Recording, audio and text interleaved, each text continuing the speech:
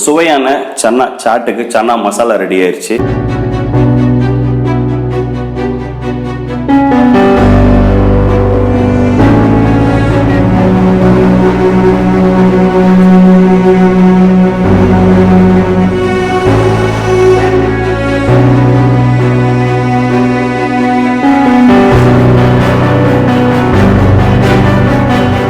வணக்கம், இது உங்கள் கண்ணன் செம்மன் வாசபுட்ஸ்லேருந்து.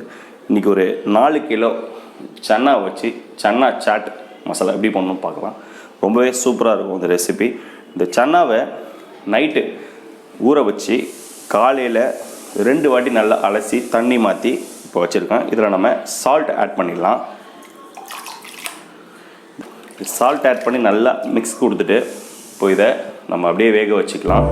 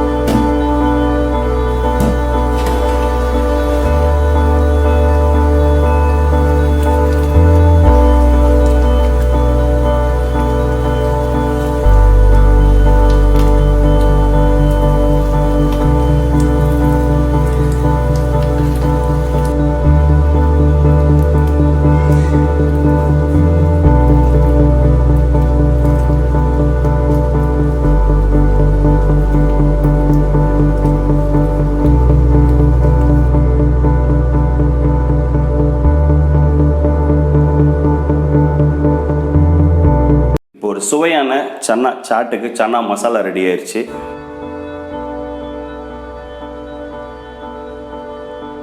இதை நம்ம ஒரு பார்சல் கண்டெய்னரில் போட்டு பேக் பண்ணலாம். அதுக்கு முன்னாடி இந்த பானிபூரியை நம்ம நொறுக்கி விட்டு இந்த சன்னா மசாலா போட்டு இந்த சட்னி ரெடியாக இருக்குது. ஸ்வீட் சட்னி, கட்டாமிட்டா சட்னின்னு சொல்லுவாங்க. இது இந்த ஸ்வீட் சட்னி ரெடி பண்ணி வச்சுருக்கோம். க்ரீன் சட்னி ரெடியாக இருக்குது. சாட் மசாலா ரெடியாக இருக்குது. வெங்காயம், கொத்தமல்லி, லெமன் சாறு, மிக்சர் இது எல்லாத்தையும் போட்டு பேக் பண்ணி அழகான குழந்தைங்களுக்கும் வீடு இல்லாமல் கஷ்டப்படுறவங்களுக்கும் இந்த சன்னா சாட்டை நம்ம கொண்டு போய் கொடுத்துடலாம். பார்சல் கண்டெய்னர் போட்டோம்.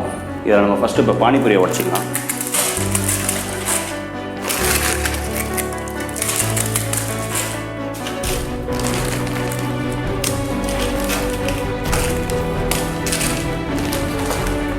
இப்போ இந்த கண்டெய்னர் நம்ம ஃபுல்லாக எல்லாத்துலேயுமே நம்ம பானிபூரி நல்லா நொறுக்கி விட்டு போட்டோம். இப்போ இது மேலே நம்ம ரெடி பண்ணி வச்சுருக்க அந்த சன்னா மசாலாவும் போட்டுடலாம்.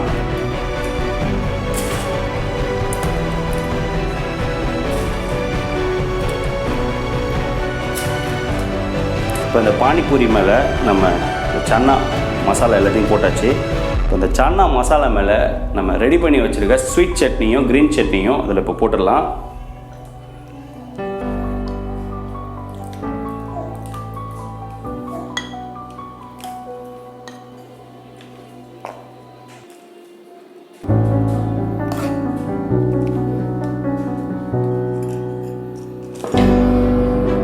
நம்ம 2 சட்னி போட்டாச்சு, கட்டாமிட்டா சட்னி போட்டாச்சு, க்ரீன் சட்னி போட்டாச்சு.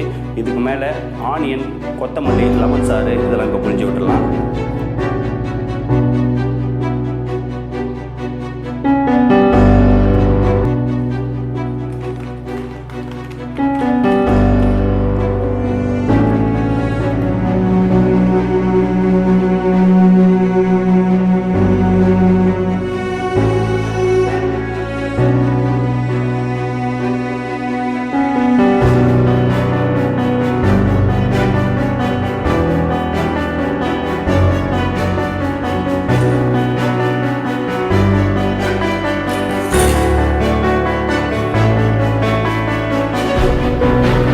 இப்போ அந்த சன்னா சாட்டில் நம்ம எல்லாத்தையும் போட்டு ஃபைனலாக சாட் மசாலாவும் போட்டு ரெடியாக இருக்குது இந்த சன்னா சாட்டு. இந்த ஈவினிங் டைமில் இந்த சன்னா சாட்டை நம்ம பார்சல் பண்ணி இதை கொண்டு போய் இப்போ கொடுத்துடலாம்.